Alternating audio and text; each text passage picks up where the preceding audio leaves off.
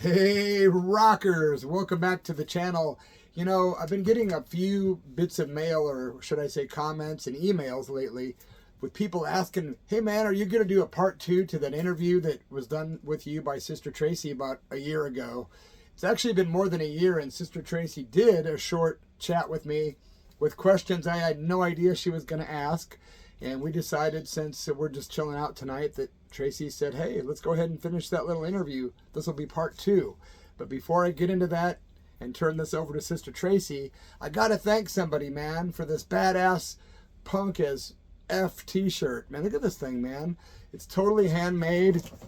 I'm going to show you some of the detail in this shirt. It's got, you know, art on it. It's got like little skulls held by safety pins that are hanging off of it different places. It's got stitchings, and it's got the brain word logo. That's like either this shirt or the name of his company. I don't know for sure, but brain word. Anyway, very cool shirt. There's more stuff on the back. I just wanted to show you guys that I really appreciate getting stuff like this, especially homemade clothing. Man, how cool. So the guy that made this is named Richard, but I had to look up online thanks to Sister Tracy showing me a way to pronounce stuff. It's supposed to be Rofocale. Rofocale. R-O-F-O-C-A-L-E. So Richard, thank you so much for this shirt. And he sent me another shirt too. But what I'm going to do is wear that during another video so I can plug this badass dude named Richard Rofocale. Hope that's the right pronunciation, bro.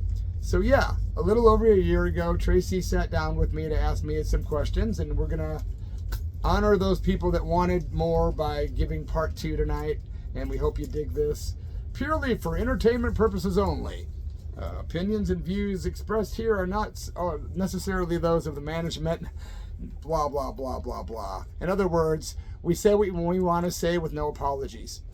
So, Sister Tracy's in the house, and she's got some questions. Tracy, are you going to be on camera? No. Huh? No. No, she says no, no camera for Tracy. Okay. So I'm going to sit back, let Tracy take over, you guys. And thanks for those that do care enough to watch this content. A lot of the reason I'm not going to be in the actual video is, number one, the way the room is set up, you know, it's not set up for me to really, like, sit over there by you. You know, if we were sitting at a table and looking across from each other, it might be a different story. The second reason is I just hate being on camera. So I like it this way. I like Fair enough, man. Not everybody likes being on camera, and you're one of them. I am a real person. I'm not AI, and I know you fairly well, and it's as objective as it's gonna get. Like, you know what I mean? I'm trying to be objective with every question that I ask. And well, I appreciate you taking the time, Tracy, and also if you could talk maybe a little louder, because I kind of project. I'm kind of a loudmouth. I know that, yeah. But maybe I should have taken the time to set you up with a better situation. You know what? I could push my chair up, and you could push that back a little bit. And the sad part is, guys, that we do have a microphone that could have been plugged into this, but didn't think about it. So, you know, this is just about as unpro as it gets. This is totally organic DIY stuff, man. We're just hitting record, right? I even have a cord I can plug into this light that Tracy bought me, and I can't find the plug. So I'm using all these different weird lights I have around here. Hey, punk rock, right? Anyway, I'm going to sit this closer to Tracy so that way you can hear her lovely voice and me not having to say, can't hear you, Tracy. I think that's better. Maybe we should have done a test run. No, we're good. No test runs here. That would have been too intelligent. Want to interject. Tracy did tell me 2 questions that she's going to ask me, because they're questions that I might not have been able to come off the cuff with my answers. So I did get 2 prepared answers. That's the truth. Yeah, because, well, yeah, there's no way that you can answer those without writing them down. So like you said, a year ago or so, which I couldn't believe it's actually been a year, that long, or a little over a year maybe, that we last did part 1 of this interview. And since that interview, a couple of people, at least, I don't know, a few people have asked for part 2. So that's why we decided to go ahead and do it. And said that to me for the last few weeks, and tonight we finally got around to doing it. So, Yes. for those who are wondering why the heck we waited so long, it just kind of worked out that way.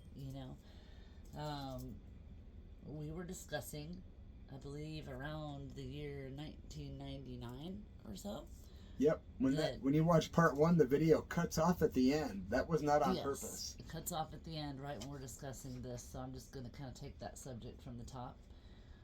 But 1999, you were in the Veins at the time, which was a great band, by the way, with Dave Glover, Tim Fires on drums, and Bully, right?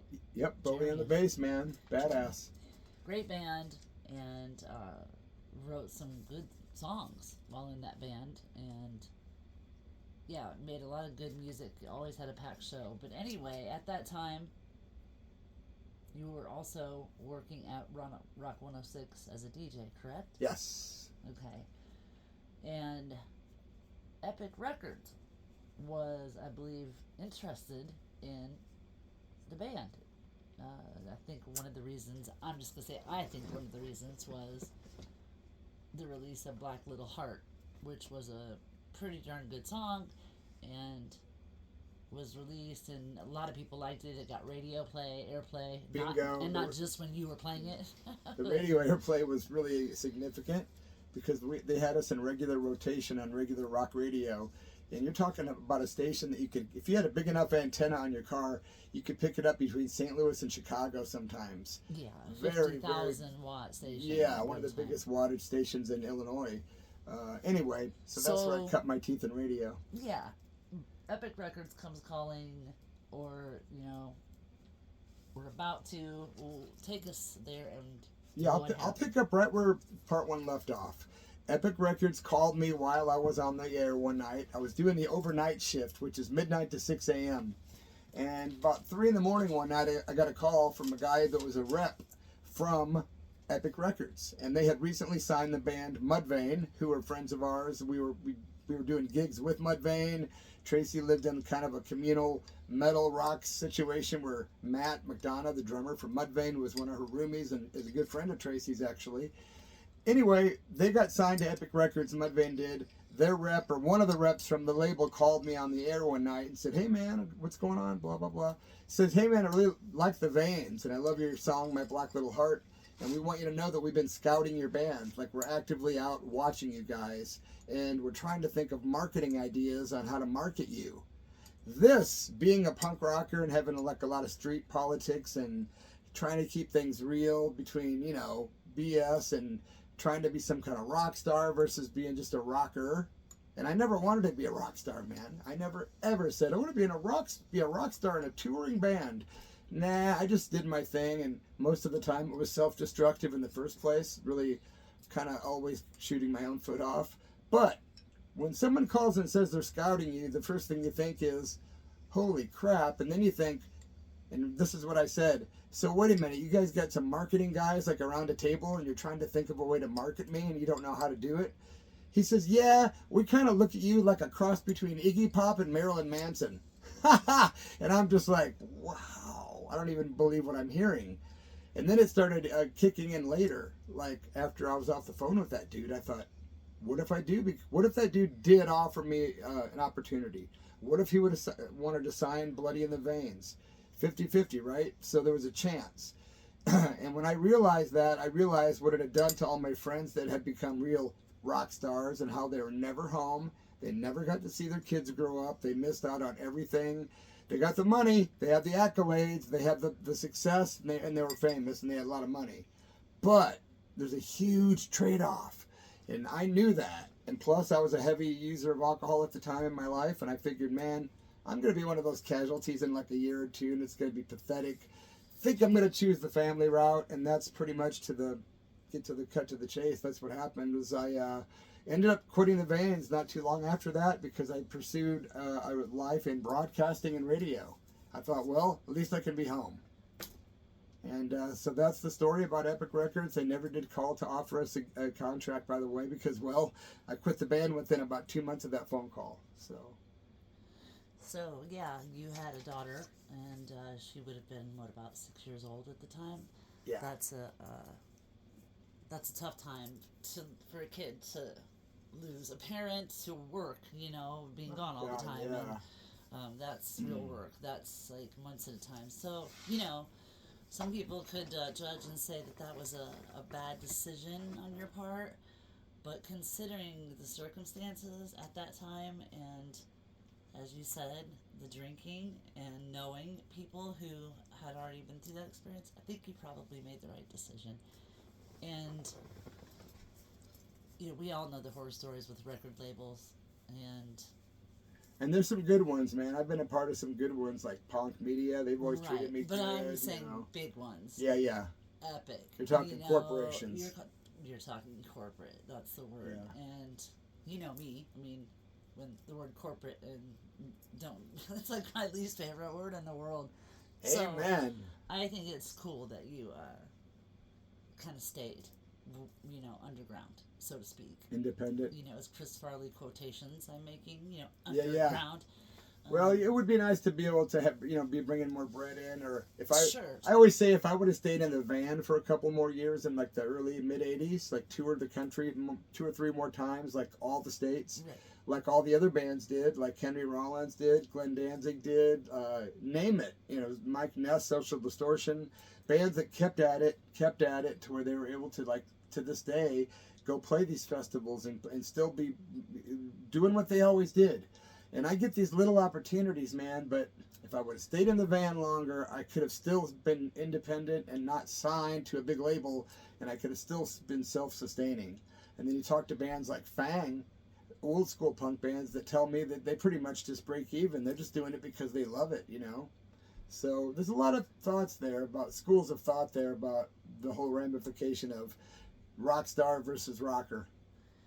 Well, yeah, and a lot of those people you're talking about, like Fang and, well, any of the older punk bands or even rock bands, that's all they know how to do. A lot of them, they've been, in bands since they were 15 or whatever, and that's all they've ever done. That's so it.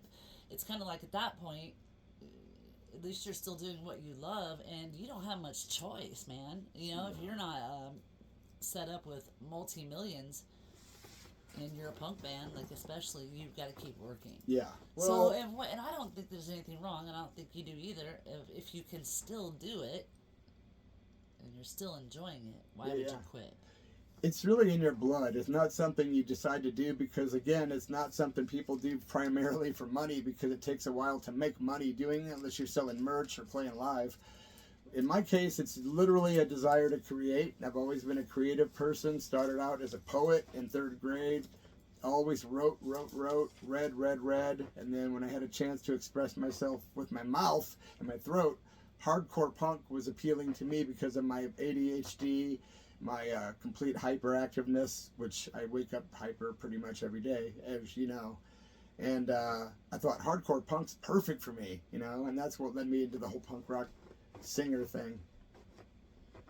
Very cool. Well, let's move on to the next question that I want to get to, and it's just part of a broader question I want to ask later. But what is up with the YouTube channel? Like, you started the YouTube channel, right? Yeah. Well, the last time since the last interview, the last interview, it was about, I'd had the YouTube channel for maybe 2 or 3 months, maybe. Okay, I'm guessing. Cool. I had 1,000 viewers. Now I've got over 4,000, which is awesome. Thank you to all you rockers. So it's cool to watch it build, and I've met some of the coolest people in my life on this channel. It's really amazing, as you can attest. I've told you, and you know about this. There's quite a few people that have become like brothers to me and sisters and family. But I call it the tribe, not the Bloody Mess tribe. It's not some cult. It's just the tribe, or a tribe of rockers and people that have a lot of the same things in common, man. A lot of things in common. Very and cool. this It's not channel, easy to start a YouTube channel. I mean, to build an audience, because it's, gosh, everyone's got a YouTube channel or a TikTok or a whatever, a podcast. Everyone's got one, so it takes a fairly good content to even pick up a couple thousand. You've got to be ambitious, patient. and creative as hell and be able to think outside of the box too, you know. Absolutely. I mean, you can go around and look at, YouTube channels that have failed. Yeah. Like they're 9 years old and there's literally 400 subscribers or Yeah. something, and they haven't posted since 2019. Yeah. So you can tell it's an abandoned YouTube. It takes a lot of energy attempt. to keep this stuff going. Anyone that is watching this that does a YouTube channel, they can attest that it takes a lot of your energy, a lot of your thought, a lot of your physical time, a lot of creative process stuff you're going through, a lot of editing, you got to get your content, you got to spend time filming it. There's a lot that goes into it. And I noticed with yours that you don't do a lot of, like you don't change a lot. You don't use any AI for sure. You don't really show like cut to other things. It's just kind of you telling a story, right? It's like total storyteller mode, organic as fuck, because it totally is. It is. I'm just saying what it is. I don't see any reason for it not to be just like, I am the emoji. I mean, I am the thumbnail. You don't even edit out like what you would think of as like mistakes, all that often. I just try not to make mistakes. Right. I mean, there are videos I've seen where you don't make any mistakes. It's crazy. But what made you take that approach to being in radio? When I got into broadcasting, that's a particular form of sense. art. Yeah, that makes sense because it's a particular art form that you don't get a second chance. When you're on the radio, you can either flub it up, or you can sound really good, or you can be half-ass. But I had to learn the hard way in radio, and it took a while before I stopped sounding like an idiot or putting my foot in my mouth every 5 minutes. I started realizing you don't talk about a couple things too. You don't talk about religion, and you don't talk about politics. You know why? Because everyone is a rocker in my world, and if I start talking about opinions, all of a sudden it becomes all these little bubbles. Bubbles start popping up of self-division, and ain't nobody got time for that. None of us have time for that. And you know what? Out of these 4,000 plus subscribers, nobody brings that stuff up, man. If they do talk about spirituality, it's not in terms of organized religion or any heavy talk about opinions. None of that ever happens. And I never get anyone being divisive whatsoever, to be honest. No one ever goes into the political thing. Thank you guys so much. You can find that on every freaking channel out there. This is a channel to enjoy about rock and roll, and it's a lot of history and hopefully some humor and hyperactive nut like me. Very cool. Well, and it's awesome that you've made. You tend to be pretty, like one-on-one with your subscribers. You'll like reach out and talk to them. Like not everyone that has a YouTube channel that has more than a couple thousand, followers or whatever, subscribers, actually reaches out and tries to answer questions or, becomes friends with them. But you choose to do that. Yeah, I pretty much think this way, man. And like when I go check out YouTube, if I stop and check out, say, your channel, and I watch it for a few minutes or even a minute or 30 seconds, I feel like I owe you a like on there. Like you've given me content, it's costed me nothing. The least I can do is give you a like, and I do that for any video that I watch. Immediately I like it. If I'm watching it, they get a like because they've just given me their art. In exchange, they just want a little support for the algorithm to help their channel build. It's fair. And so what was the question again? I forgot what you were saying. I was asking you why you reach out to people and you're closer to people on your channel than most people are who have. So in essence, also by the same sort of way of thinking, if somebody's going to take the time to leave me a comment, like a personal message, why wouldn't I write back? And why do people not write back to their subscribers? I always thought that was kind of asinine.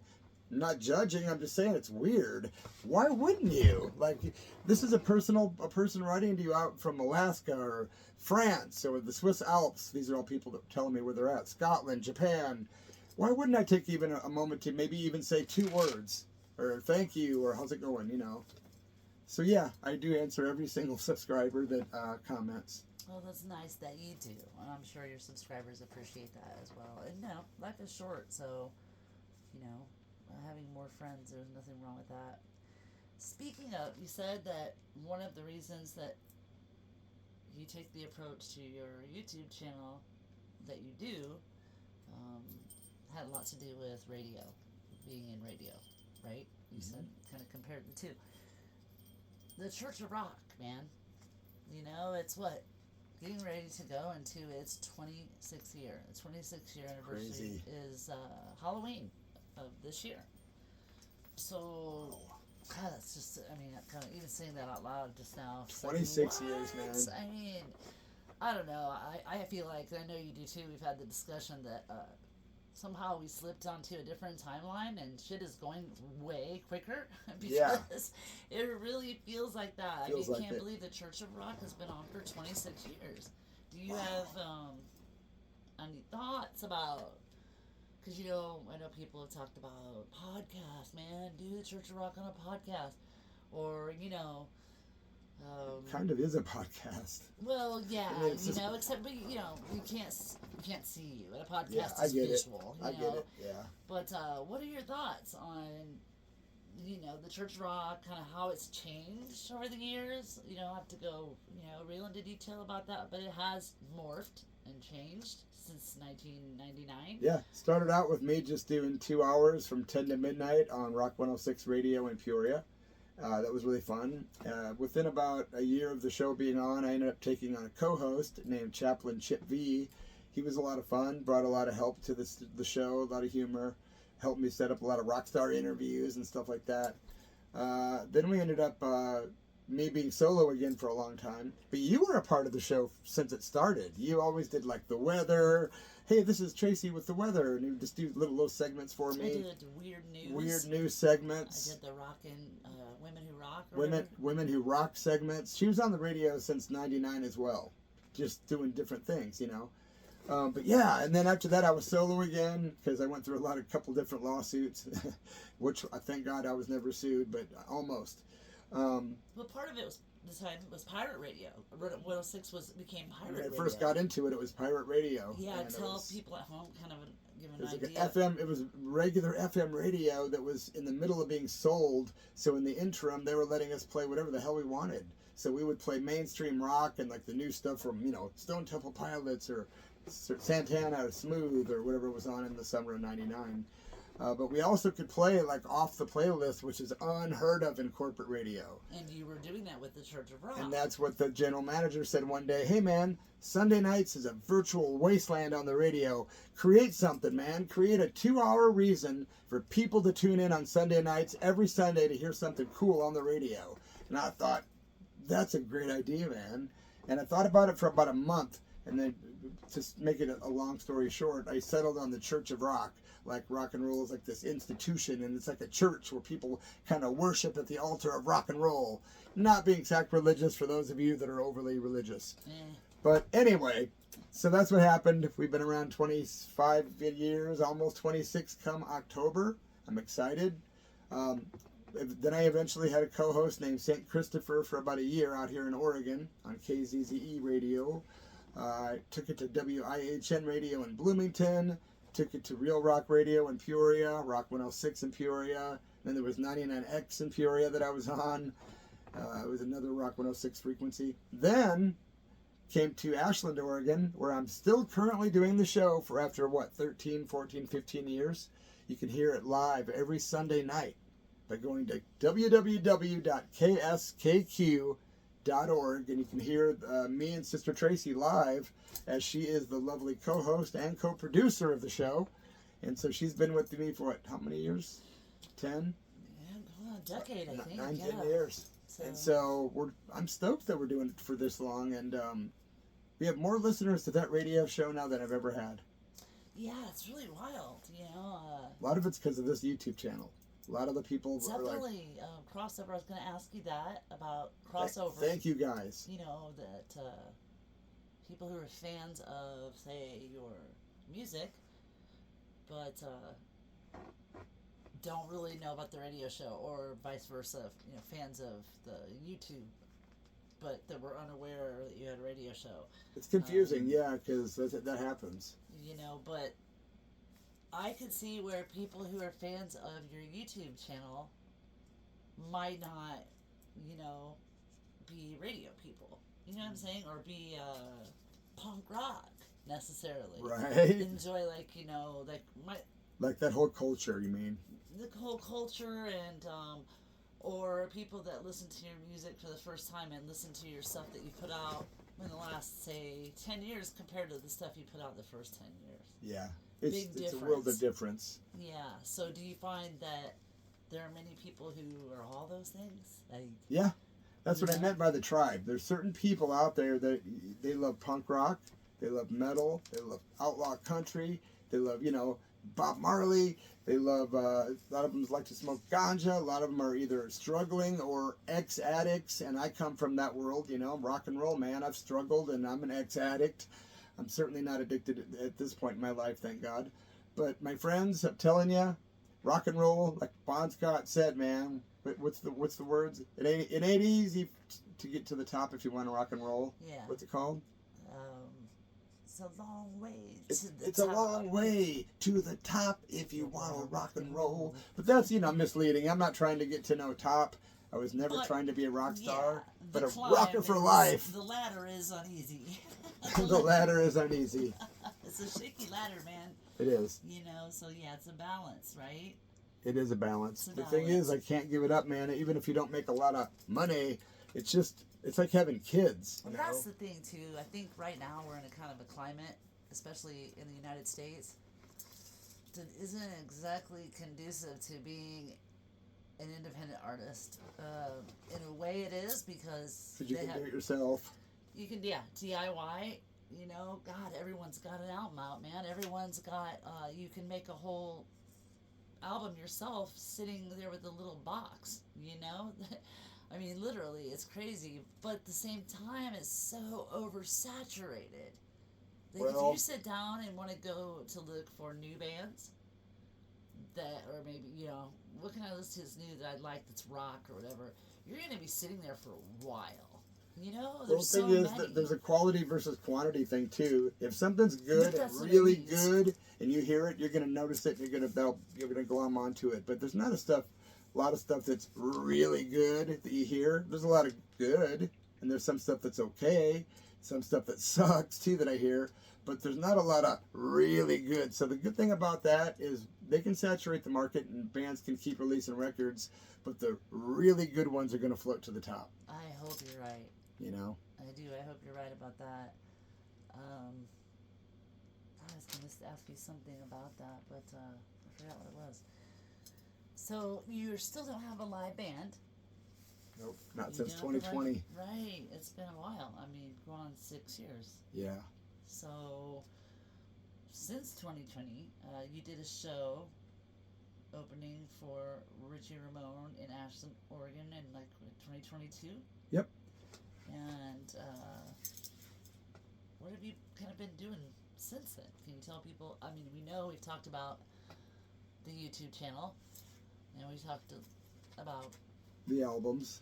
Well, you know, being a DJ. So that's a lot of stuff right there. Well, so the last couple of years basically consisted of me doing the Dark Days Unfazed album, which is to me one of my best albums in my career, and it's my 10th album. Also, that came out on cassette tape on Bird Eater Entertainment, which is amazing. That just came out this year on a cassette tape on that label. And then it came out on CD on Fanatic Records, and then Ragged Records with Fanatic Records released the vinyl version of that.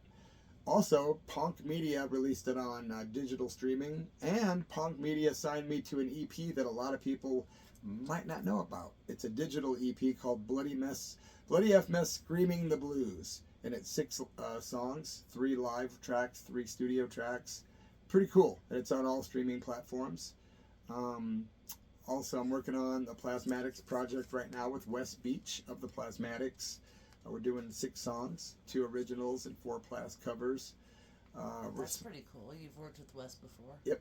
Wes and I did the Wax Fruit music video too, not too long ago, with T.C. Tolliver of the Plasmatics also on drums. And that's on YouTube, Wax Fruit. So Wes and I got 2 new brand new ones in the works, and we're talking about doing a show in Detroit. So don't know when, don't know where, but I think it'll happen probably down the road. I'm gonna guess 2026 if I had to guess. But I also I'm working on a brand new music video for the song Dark Days with Dave Moe and Mike Garrett. It also features Sammy Town from Fang on some of the vocals. What else, man? There's a lot going on. Oh, I'm writing a 6-song EP to record with Dave Moe. 3 outlaw country tunes, 3 punk rock tunes. I'm hoping to get that out this year too. What else? Oh, I got gigs coming up. I did some gigs actually, Chicago, and I did Davenport, Iowa last March with Super 88 backing me up, and that was badass. Those shows were fun, man, especially Davenport, Iowa. So good. Is there something I forgot? I don't know, but the gigs in Davenport and Chicago, some of that's online. Yeah, those are both online. You can watch. It's Bloody Mess with Super 88, Davenport, Iowa, or Chicago. How long had it been since you had been in front of a live audience? Last time we toured was 2018, I think. And then 2019, you were actually. in front of a live audience played Oh, out. 2022. Yeah, so it had been a couple years. It had been 3 years. Since you'd actually played a gig. Right. Right? The last one wasn't it March of like 2020 or something? 2022. Okay, so what was it like getting back out there and jumping into a show that was like that, where you're at a club and it's packed, not like... Davenport was rad, man. It was super off the charts fun. For me, it was a great vibe. Everyone that was there, I knew about 75% of them personally, so that was cool, seeing a lot of people that would make their way over to Davenport, Iowa to see me perform, which was really freaking awesome. And a lot of people came up to me and said, hey, I know you from your YouTube channel. I don't know your music at all. I'm like, what a trip, man. So that was cool. Sold a ton of merchandise that night after the show, so people really did enjoy it. I don't think they would have bought merch if they didn't like the act. But Super 88 blew the roof off the joint at both shows. Davenport and Chicago, those guys are so kick-ass. Thank you to Dave Moe, Brody Mag, Jeff Hyde, and Chris Anderson. Some killer stand-up dudes. Thanks to Bob and Lynn at Ragged Records, too, and Mark at Punk Media, and all these people in my life that keep helping me keep staying creative, man. And I'm hoping to play Davenport again. I don't know if it's going to happen or not, but I would like to play there for my 60th anniversary, my 60th birthday party in March. Dun dun dun. 60. Yeah, that's pretty cool. Did you mean 50, sir? Just saying it out loud. It's like, what? What? I don't know. Okay, so you played that show. Both of those shows went well. What would you say is coming up in your creative future? Do you have any plans to play? I mean, I know you just said that you might be playing again. Well, yeah, I'm not announcing that I'm playing Davenport. I'm just being kind of funny and being impulsive me. I would like to play Davenport, Iowa for my 60th birthday party in March. Other than that, I don't have anything going. So about creatively? Creatively, yeah. I'm writing that 6-song punk and country and outlaw record. I'm doing the West Beach project. I got, the Dark Days video coming out. Staying plenty creative.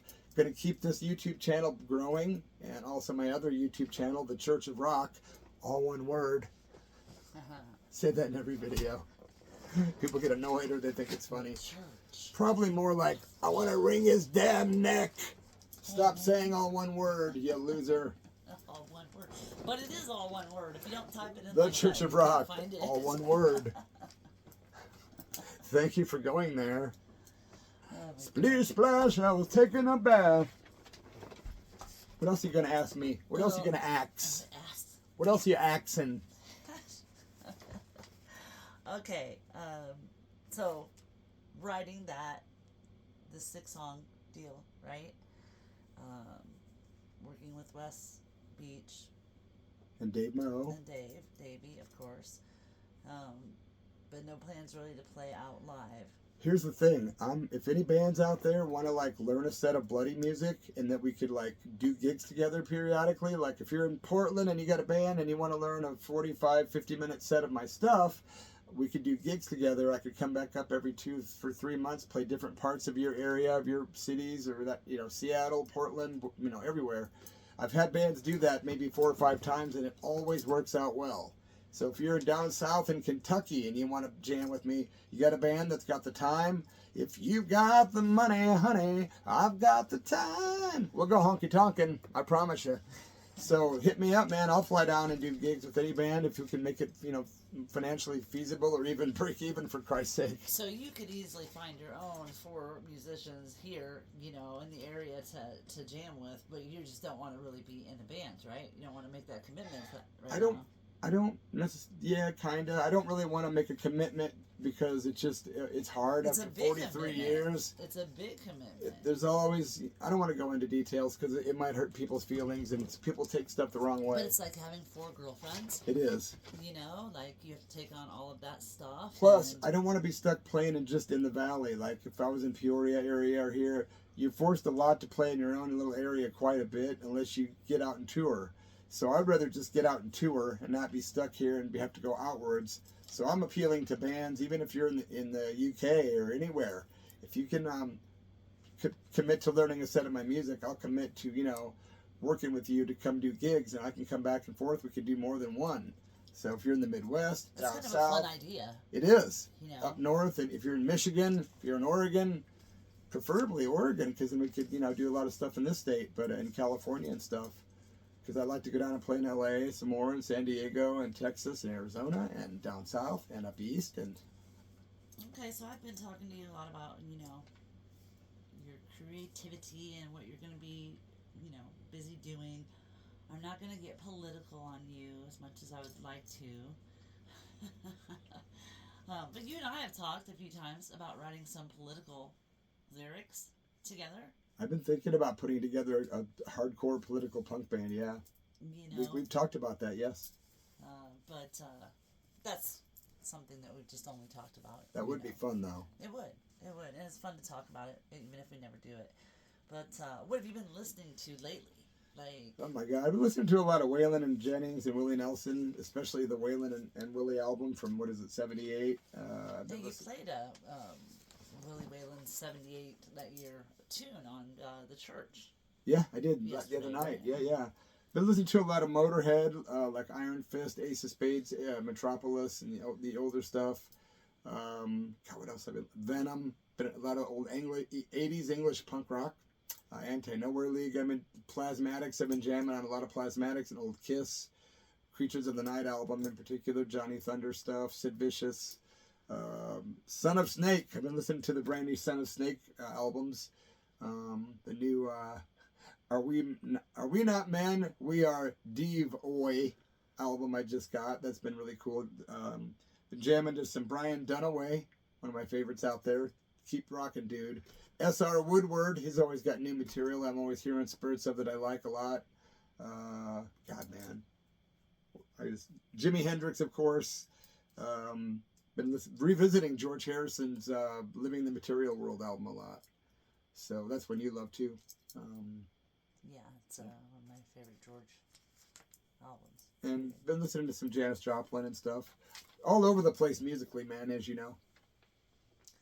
So, we were talking about YouTube earlier and, having a YouTube channel and how it can be a lot of work and there's so many out there. Gosh, it's hard to even find ones to watch, It's so much. Since you love YouTube, I know, and you don't really watch TV ever. Like, the only thing you ever watch pretty much is YouTube. Yeah, I don't watch any TV whatsoever, and I try not to watch any news if I can avoid it. Yeah. You help me, though. Yeah, I definitely do. Yeah, well, Probably to the point that it makes you sick, but yeah. I do keep it, I'm not apathetic. I do know exactly what's happening in the world, and I won't go into it, but I know exactly what's going on, and I do have my opinions that are very strong. Yeah. But I just don't go there because... Well, I'm a for rocker. someone like you to go there, it's just... It's dangerous, You end up having to explain yourself a lot more. I don't have to care what people think. Born a rocker, die a rocker. I don't have to care what people think, so I can say what the fuck I want. because I'm not an artist. You know Just what I did. mean? As far as that goes, you know, as far as having fans. Oh. I mean, that may be artsy. Well, most people do say what the F they want, though. Well, no, they don't. You mean they There's hold a back lot of artists. politically, you're talking about? And otherwise, you know, but politically don't say or don't stand up for What do you certain think? things. What do you think the reason is? Fear?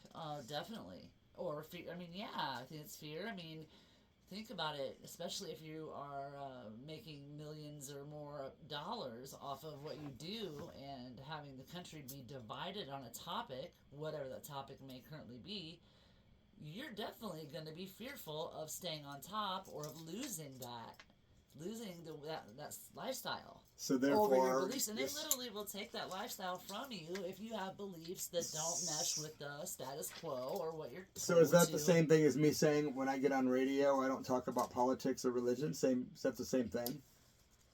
I don't necessarily feel like those are really the same thing. I think DJs are more known, shock jocks especially, which is kind of what you started as in a way, are kind of famous or for giving their opinions. Yeah, but I used to big time. But I'm talking about, say, bands. I mean, we saw the other day what happened to Jack White just because he was, you know, criticizing the decor of the White House. It wasn't even a political statement. Or other artists, we see, you know, how they are treated if they don't go along with a certain opinion that, you know, they're being kind of told they should. So the fact that you stay away from that is understandable, you know. But radio, I think you have more free reign, and I notice that you do say a lot of stuff on radio. A little bit more open on radio than I do say on my YouTube channel. I do. Absolutely. I don't know why that is. I just feel like I don't know why I feel safer doing that. I don't know why. And it's an art, let me tell you, because you can do that on radio, but to do it without cussing, which you can't do on the radio, that took years. It is difficult. It took years to get on the radio and not drop F-bombs every other second. It's so difficult, especially when you're talking about things like that you're passionate about. You're all passionate and you're like, F this and F that. Oh, I'm on radio. Absolutely, you know, and gosh, the FCC is like a $4,000 fine for every fuck, so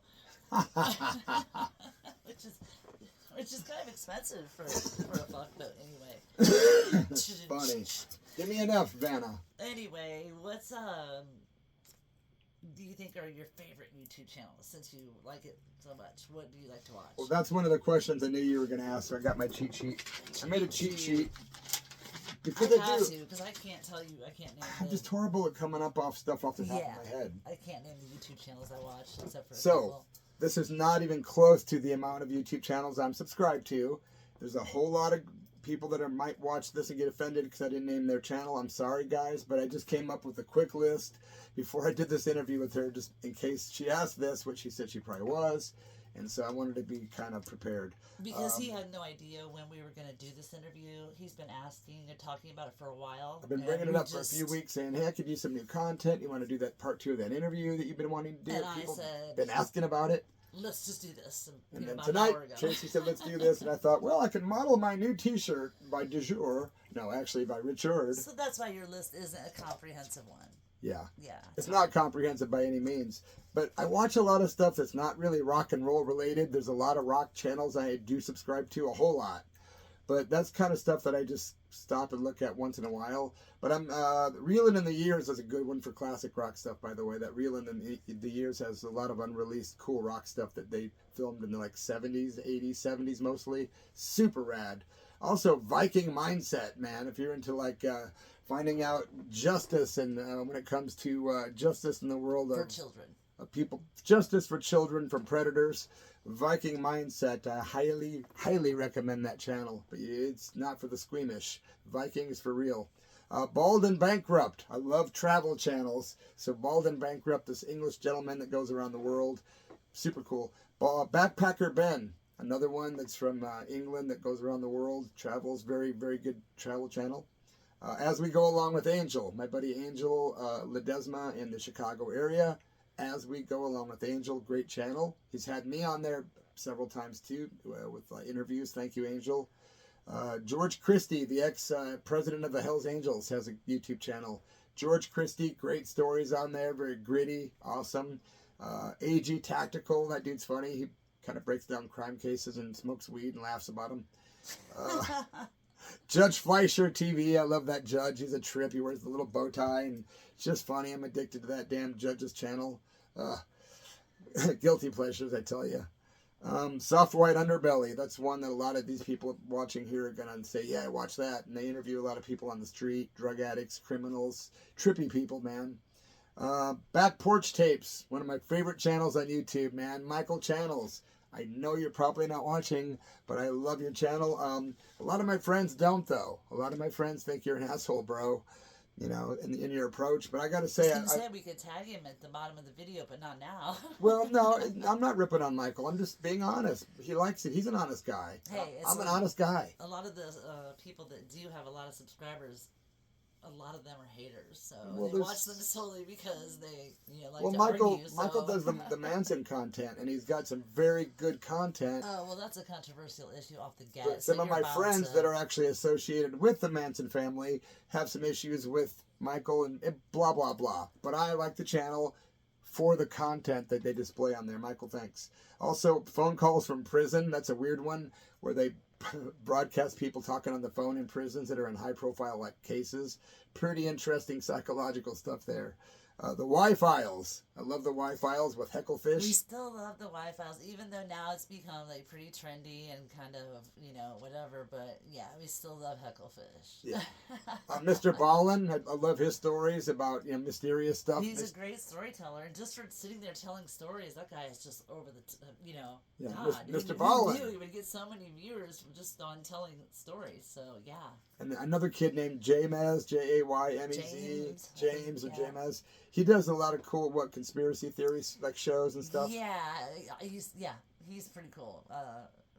Sometimes he annoys the shit out of me, but he's good. He's got some weird content, conspiratorial content. It's fun to watch. And then Sabbaticals, another travel channel that I like. This guy goes to Russia, goes to prison, and all kinds of stuff happens, man. It's all real though. Sabbatical, and I already said reeling in the years. I like a lot of videos on history too.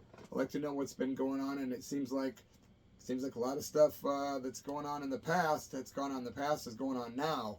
And I'm not saying nothing else about it except that it's very interesting because history don't lie. A lot of people lie about history, for sure.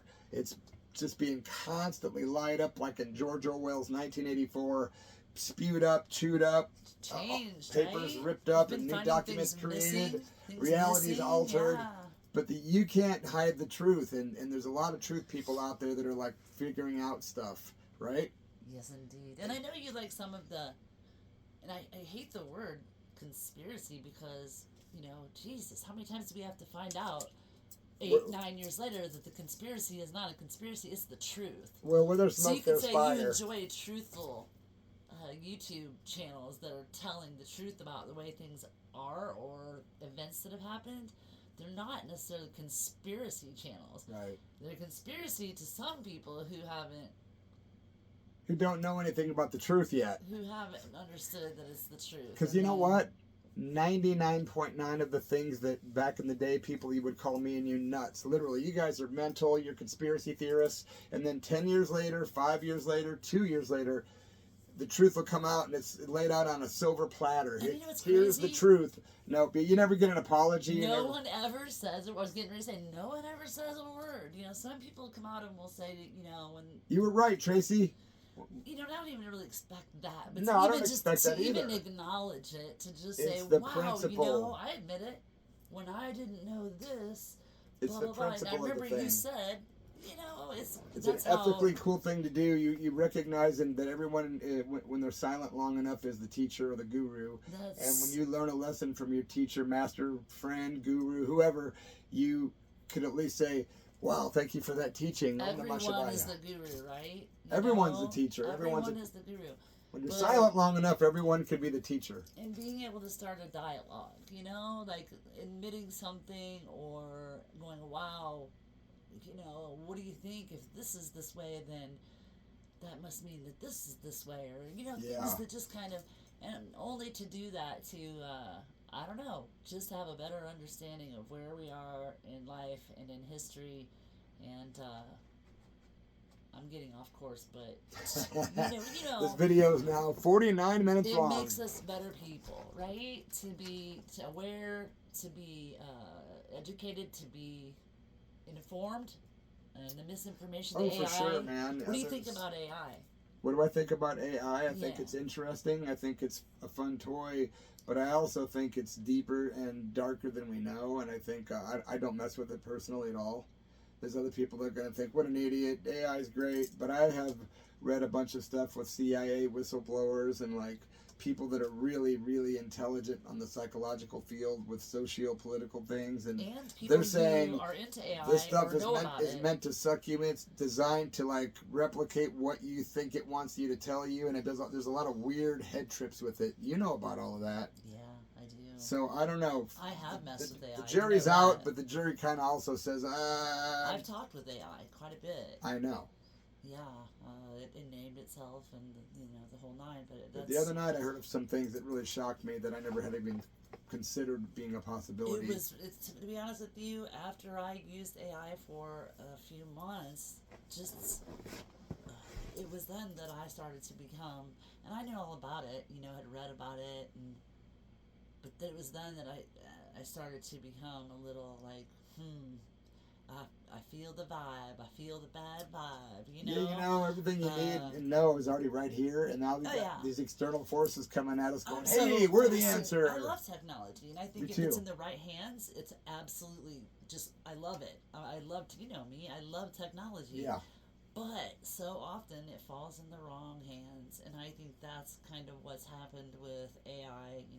Palantir and things absolute like that. Power absolutely corrupts. So that's why I asked you, what you thought, and what do you think about AI and what it's doing with the music business?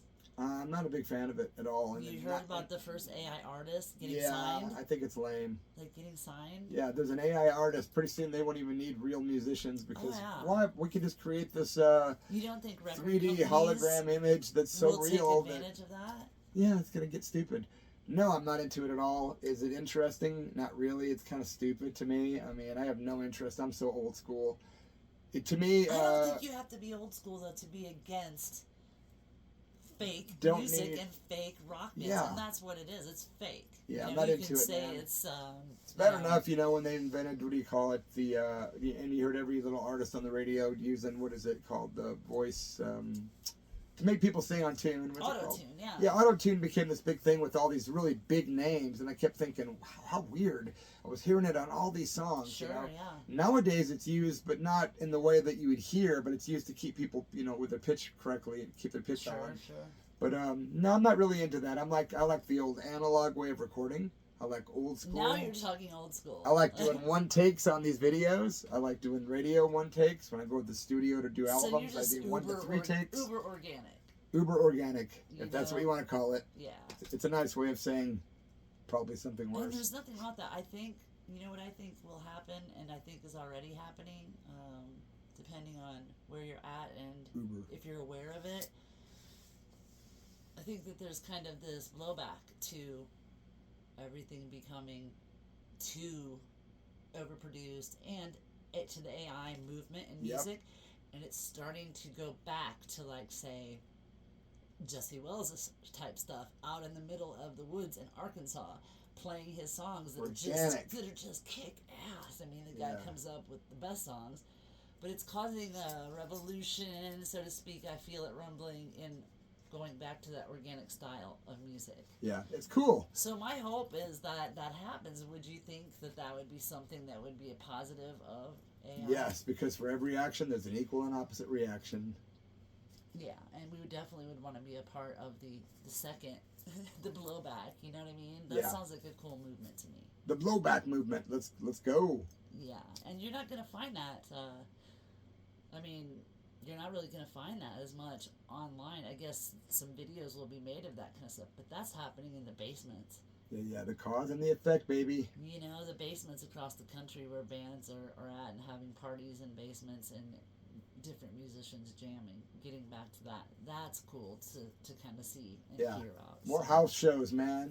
Absolutely. Well, they're still doing shows out here in Oregon, and the Pirate Punks are still doing shows over in Medford, Oregon, so A lot of people say punk rock's dead. It's not dead. It's just hiding out in better It places. just went underground, man. Yeah, You yeah. know, like It's still out there. The real punk rock has kind of always been underground. Well, when I played the Midwest, they tons of punk rockers. I mean, you can say, you know, God or Green Day is the Godfather of me all day long, and I know better. You know, Iggy Pop is the Godfather. well, seriously, it's like if we're gonna talk punk rock, Iggy you know, we Plop. gotta go back 50, even also even go Yeah, yeah. 55 years. You know, Think people are getting bored with me yet? I don't think so. We're almost 54 done. minutes. So that kind of punk rock, it's good to see people who are influenced by the old school stuff. Yeah, it is. It's great. We got to see Iggy recently, and it's nice. Me and Sister Tracy, I want to put you on the spot. We've got a story about the first Iggy and the Stooges reunion tour.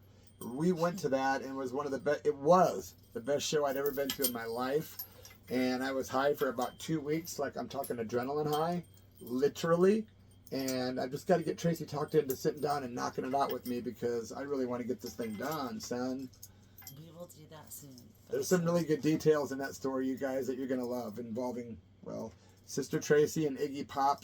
Well, let's just say this. I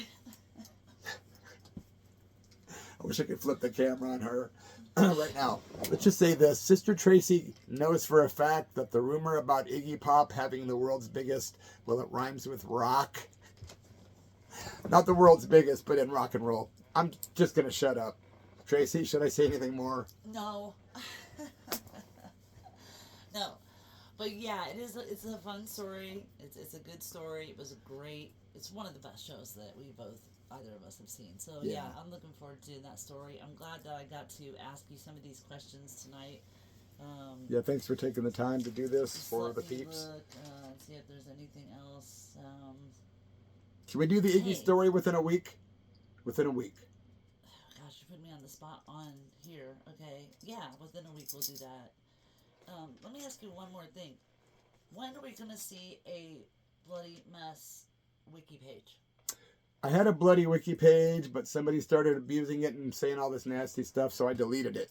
So if anybody wants to help me make a Bloody F Mess wiki page, I would be grateful. I could probably trade you for your time. I've got all kinds of things to trade. God, because that's gonna be an involved wiki page if it's comprehensive. I need somebody that really knows what they're doing, that really can help me, that's not just going to half-ass it. I need someone that's really good at that kind of stuff, with that kind of computer technology.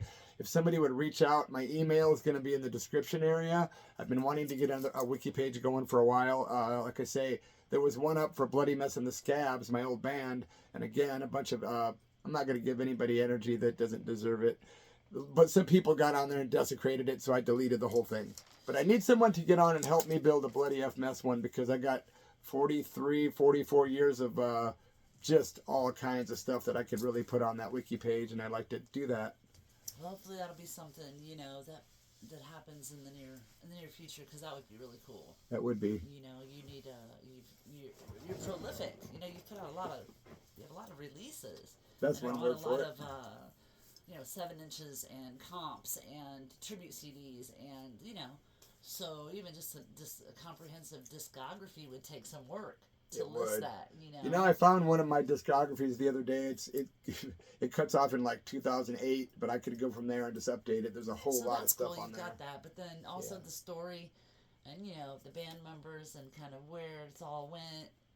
You've got a lot so that's definitely a intimidating task. Yeah, if anyone can help with a wiki page, I just need one person that really knows what they're doing. I could supply you with info and all that good stuff.